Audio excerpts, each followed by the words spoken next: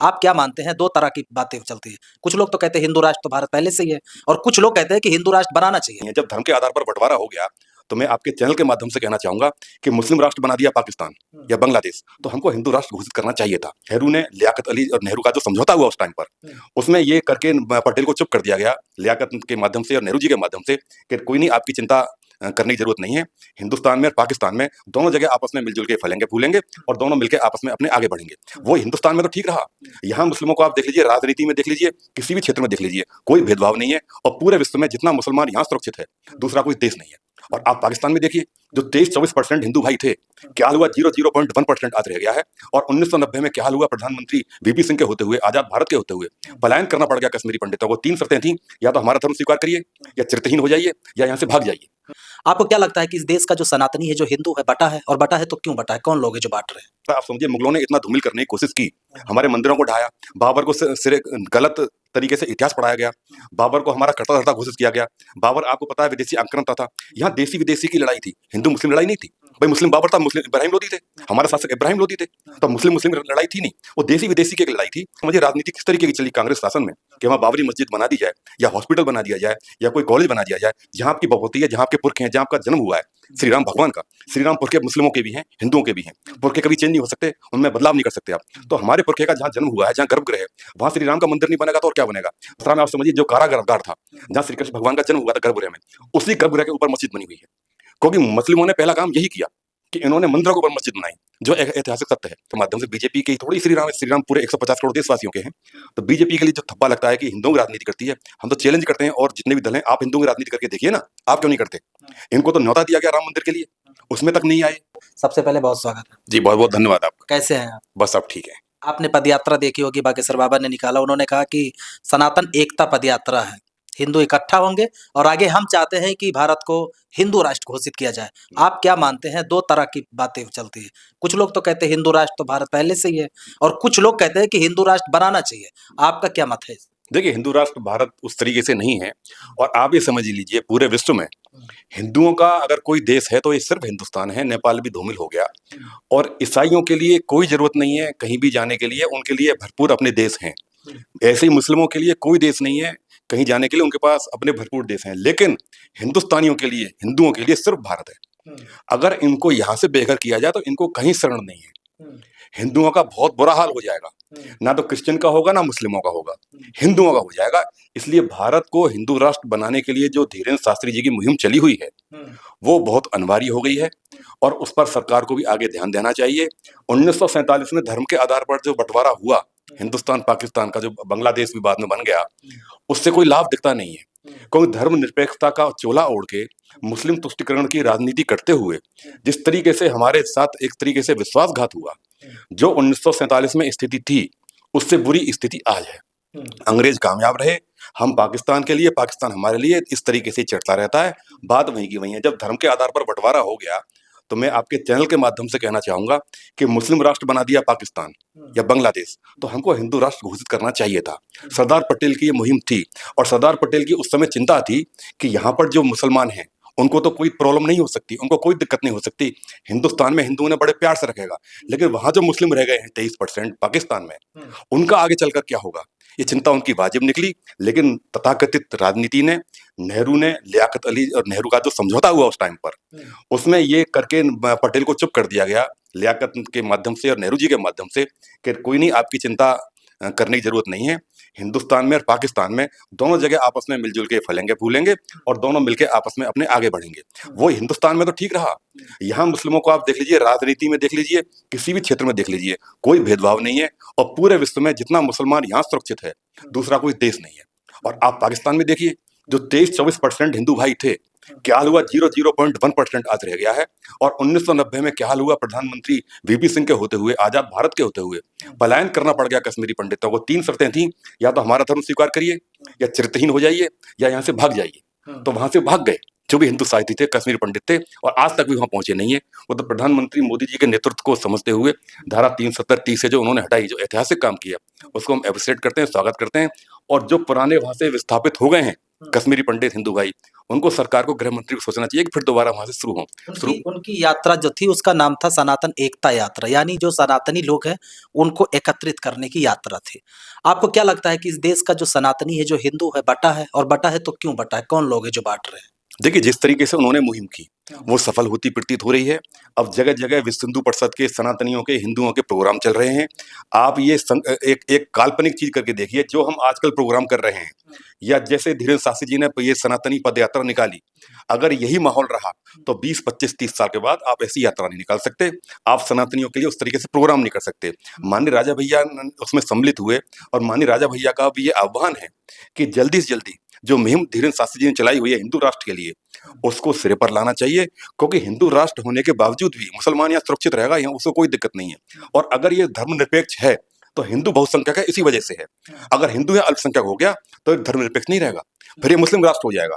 तो उसके लिए उदारवादी हिंदू की सनातनी परंपरा, आप समझिए, मुगलों ने इतना धूमिल करने की कोशिश की, हमारे मंदिरों को ढाया, बाबर को सिरे गलत तरीके से इतिहास पढ़ाया गया, बाबर को हमारा कट्टरता घोषित किया गया। बाबर, आपको पता है, विदेशी आक्रांता था। यहाँ देसी विदेशी की लड़ाई थी, हिंदू मुस्लिम लड़ाई नहीं थी। भाई मुस्लिम बाबर था, मुस्लिम इब्राहिम लोदी थे, हमारे शासक इब्राहिम लोदी थे। तो मुस्लिम मुस्लिम लड़ाई थी नहीं, वो देसी विदेशी की एक लड़ाई थी, जिसने इब्राहिम लोदी को परास्त किया बाबर ने अपनी नीति के द्वारा। और बाबर का फिर मानवर्धन हमारे 36 राजाओं के द्वारा हो किया गया उस समय। तो आप ये समझिए राजनीति किस तरीके की चली कांग्रेस शासन में, कि वहाँ बाबरी मस्जिद बना दी जाए, या हॉस्पिटल बना दिया जाए, या कोई कॉलेज बना दिया जाए, जहाँ आपकी बपौती है, जहाँ आपके पुरख हैं, जहाँ आपका जन्म हुआ है श्री राम भगवान का। श्री राम पुरखे मुस्लिमों के भी हैं, हिंदुओं के भी हैं। पुरखे कभी चेंज नहीं हो सकते, उनमें बदलाव नहीं कर सकते आप। तो हमारे पुरखे का जहाँ जन्म हुआ है, जहाँ गर्भगृह है, वहां श्री राम का मंदिर नहीं बनेगा तो और क्या बनेगा? वही उसी कड़ी में मेरा निवेदन सरकार से ये है, गृह मंत्री जी से ये है, कि जो आखिरी कड़ी में मथुरा का रह गया है, मथुरा में आप समझिए जो कारागार था, जहाँ श्री कृष्ण भगवान का जन्म हुआ था गर्भगृह में, उसी गर्भगृह के ऊपर मस्जिद बनी हुई है। क्योंकि मुस्लिमों ने पहला काम यही किया कि इन्होंने मंदिरों के ऊपर मस्जिद बनाई, जो एक ऐतिहासिक सत्य है।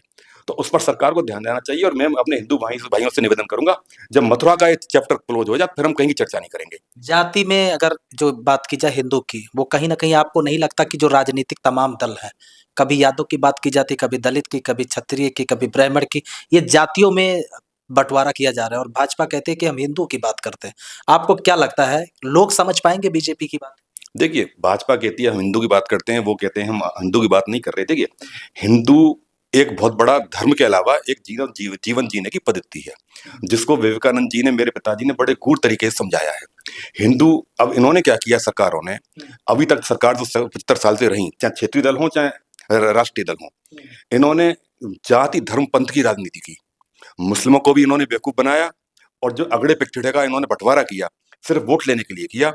हालांकि बीजेपी ने भी श्री राम मंदिर के माध्यम से, बीजेपी की थोड़ी श्री राम पूरे 150 करोड़ देशवासियों के हैं, तो बीजेपी के लिए जो थप्पा लगता है कि हिंदुओं की राजनीति करती है, हम तो चैलेंज करते हैं, और जितने भी दल हैं, आप हिंदुओं की राजनीति करके देखिए ना, आप क्यों नहीं करते? इनको तो न्योता दिया गया राम मंदिर के लिए, उसमें तक नहीं आए। इन्होंने बीजेपी का प्रोग्राम बना लिया वो, कि बीजेपी आमंत्रित कर रही है, बीजेपी की बपौती ना भगवान श्री राम है ना भगवान श्री राम का मंदिर है। वो एक पार्टी उस समय नेतृत्व में है, जिस समय श्री राम भगवान का मंदिर ओपन किया गया माननीय सुप्रीम कोर्ट के माध्यम से, और आपको निमंत्रण आ रहा है, तो आप हिंदूवादी होने के नाते तो आपको पहुंचना चाहिए था। लेकिन जितने भी कांग्रेसी हैं, जितने भी इनके मठाधीश ऊपर के हैं, नेतृत्व जो करते हैं, चाहे राहुल गांधी हो, सोनिया गांधी हो, काफी लोग उसमें नहीं पहुंचे कि ये बीजेपी का निमंत्रण हम स्वीकार नहीं करते। तो वो चीजें, वैचारिक मतभेद आप में हो सकता है, वो ठीक है। और बीजेपी का मुझे नहीं लगता कि वो हिंदूवादी या जात धर्म पंथ की राजनीति कर रही है, वो तो इस जात धर्म पंथ को तोड़ रही है। आपने मथुरा वाले मुद्दे पे बात की, आपको क्या लगता है भाजपा शासन में मथुरा का मुद्दा सुलझ सकता है? नहीं, मुझे पूरी उम्मीद है, योगी जी उसके लिए बड़े बड़े जोर शोर से लगे हुए हैं, और इस बार 2027 में माननीय योगी जी पूर्ण बहुमत से और बहुत जबरदस्त तरीके से आने वाले हैं। तो इस बार अभी नहीं हो पाया 27 तक, तो अगले चैप्टर में ये मथुरा का भी चैप्टर उसी तरीके से क्लोज हो जाएगा जैसे अयोध्या का क्लोज हुआ, और होना भी चाहिए। आपकी भविष्यवाणी कुछ ज्यादा जल्दी नहीं कर दे, क्योंकि अखिलेश यादव कहते हैं कि 27 में हम आ रहे हैं यूपी से। सत्य को झुठला नहीं सकते। सूरज पूरब में निकलता है तो पूरब में निकलेगा, यूनिवर्सल ट्रुथ है। अब अखिलेश यादव कहने लगे पश्चिम में निकल रहा है, उत्तर में निकल रहा है, तो कहते रहे। सत्य है, आप मेरी नोट कर लीजिए बात को, और फिर आप पूछिएगा। जैसा बहुमत अब मिला है, इस बार कुछ वोटें कम रहेंगी 2022 में, क्योंकि माननीय योगी जी को गिराने के लिए बीजेपी की अंदरूनी राजनीति, सेंटर की राजनीति, और माननीय योगी जी की बात इस समय इस बार पूरी मानी जाएगी। और राजपूतों का जो नाराजगी रही पिछली बार, क्योंकि उस कोटे से उन्हें टिकट नहीं मिली, ना सेंटर में जगह मिली, लोकसभा में यह नुकसान हुआ, और इस बार ना लोकसभा में होगा, ना विधानसभा में होगा। 2027 में जितनी वोट हैं उससे ऊपर बीजेपी पाएगी। और योगी जी पूर्ण तरीके से इसमें आएंगे, और उसके बाद या तो उससे पहले हो जाएगा मथुरा का चैप्टर, नहीं उसके बाद तो हो जाएगा, ये सत्य है। अखिलेश यादव जी देखिए, समाजवादी हमारे पिताजी रहे। डॉक्टर राम मनोहर लोहिया हिंदुस्तान से बाहर पिताजी को लेके जाते थे।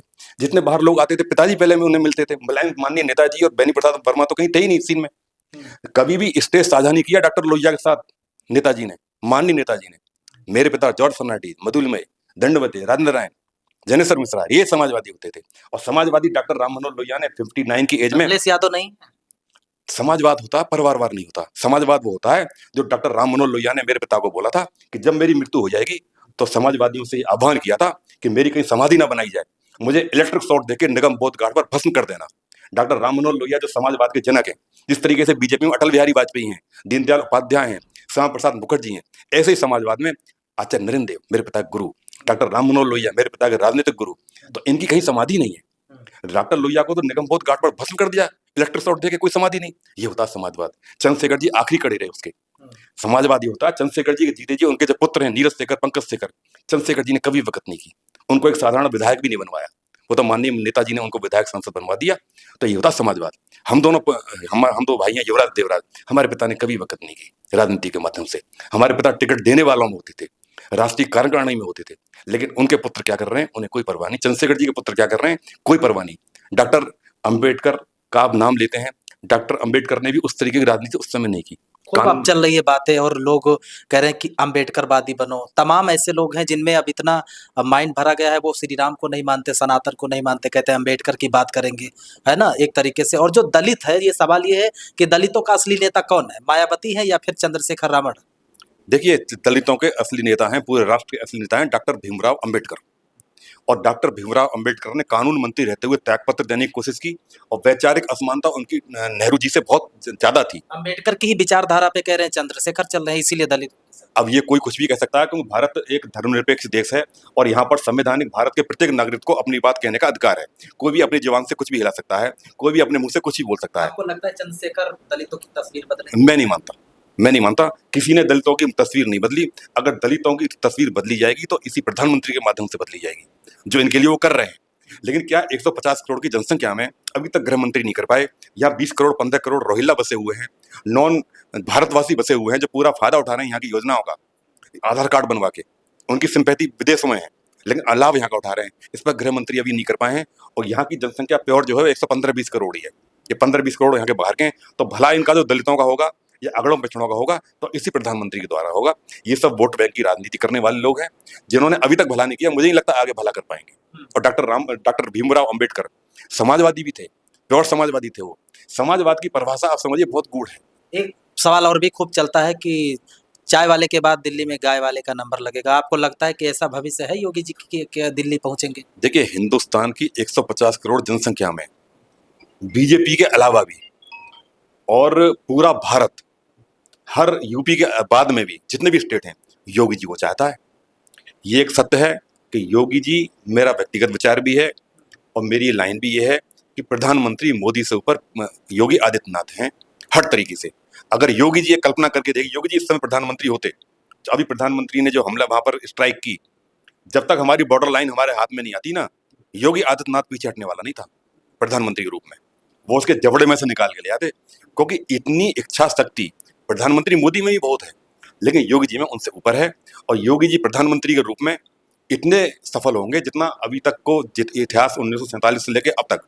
First number Yogi ji, second number Modi ji. बड़ा ट्रम्प चलेगा, बड़ा ट्रम्प चलेगा। योगी जी का मुकाबला नहीं, पूरे विश्व में मुकाबला नहीं है। योगी जी जैसा कोई नेता ही नहीं है भाई। हम परिवार से कोई लेना देना नहीं, सिर्फ सेवा। आप समझ लीजिए कि योगी जी किसके लिए करेंगे।